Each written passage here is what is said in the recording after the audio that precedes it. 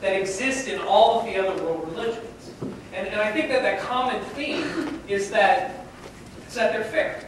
That it's up to the individual who's following that religion to work out in his or her own life the way to be better. For example, you could follow the 5 pillars. And if you do that, then you will live a better and a holy life. Or you could follow the rules or live faithfully, or you could remove the aliens from your memory that are tainting. I'm sorry, I have a real problem with Scientology. But ask Tom Cruise about it. Yeah, okay. So he's on my speed dial, Laura. So. And then in these other religions where people are allowed to work out their own sense of what is fair and earn, essentially, salvation for themselves or enlightenment or whatever the end goal is, there emerges this idea called karma.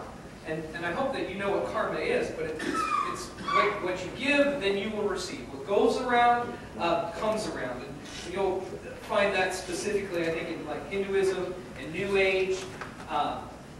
The idea of karma, which I'll get back to in just a moment. But I don't think that Jesus leaves salvation in our hands. And I don't think that Jesus believed at all in karma. Jesus is unfair.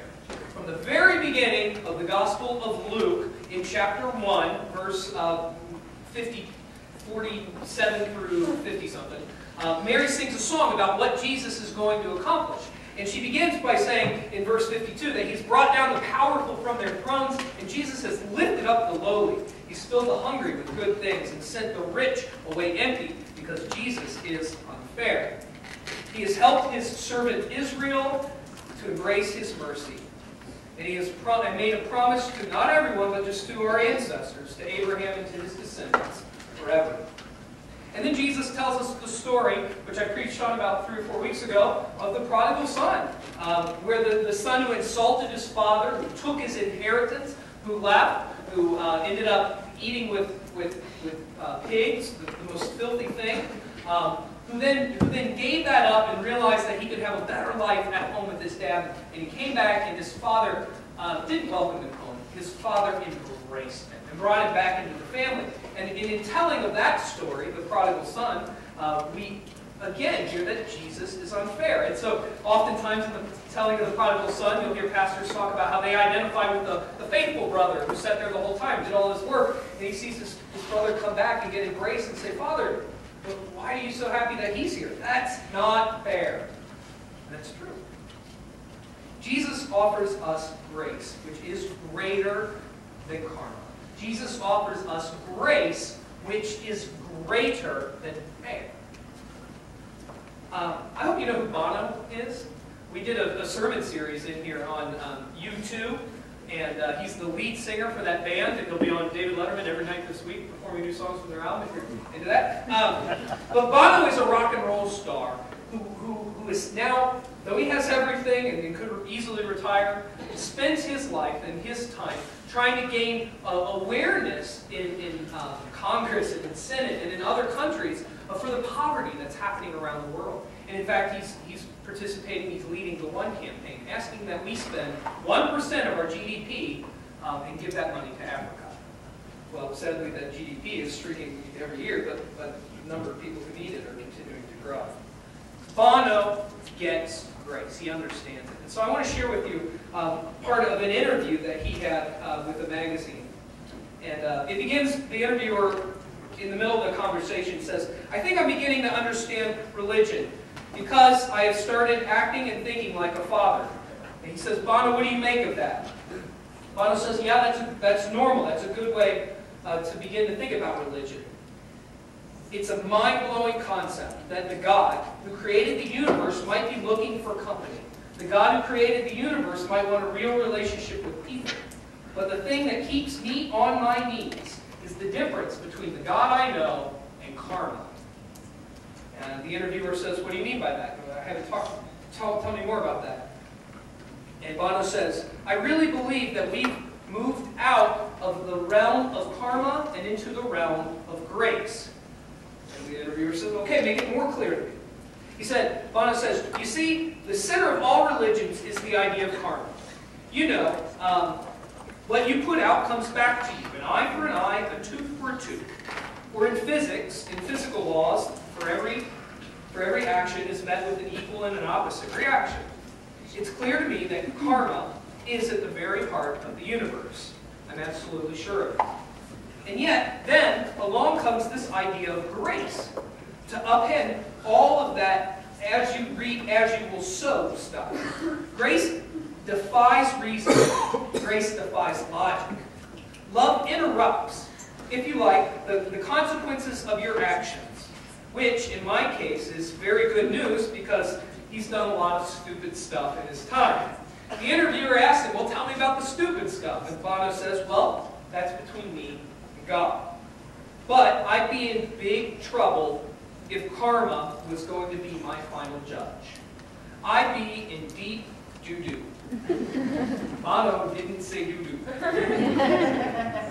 He said, that doesn't excuse my mistakes, but I'm holding out with hope for grace. I'm holding out that Jesus really did take my sins onto the cross because I know who I am, and I hope I don't have to depend on my own religiosity. And the interviewer says, so there's the Son of God who takes away the sin of the world. I wish I could believe that. And Bono says, I do believe that. I love the idea of the sacrificial lamb. I love the idea that God says, look, you Cretans, there are certain results to the way we are. There are results to selfishness. And there's a mortality as part of your very sinful nature. And let's face it, you're not living a very good life, are you? There are consequences to actions. The point of the death of Christ is that Christ took on the sins of the world so that what we put out did not come back to us. And that our sinful nature does not reap the obvious death. That's the point.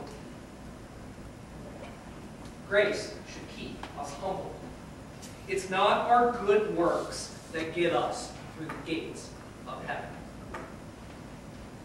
Bono, my friends, understands grace.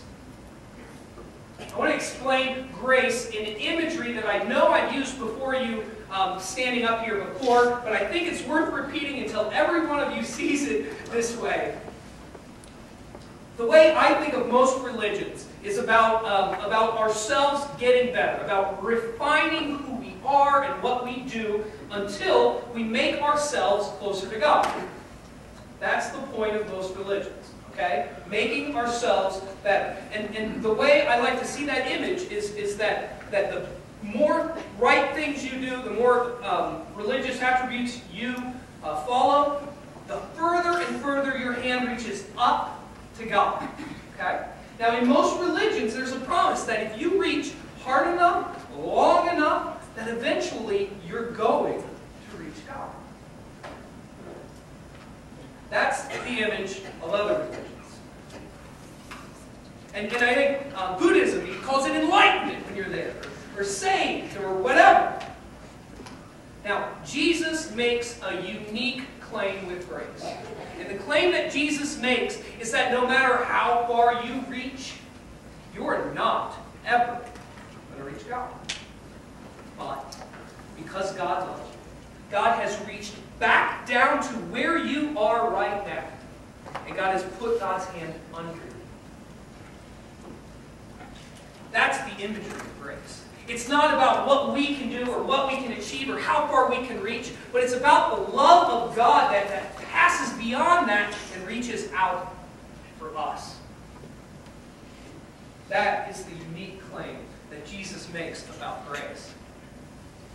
So in accepting this grace thing, I think that if you're anything like me, as I prayed about what you need to hear this week, I realized that there are some struggles that all of us have with grace. Now, I'm going to identify 3 struggles that we have. The first is that our tendency in life is to seek fairness.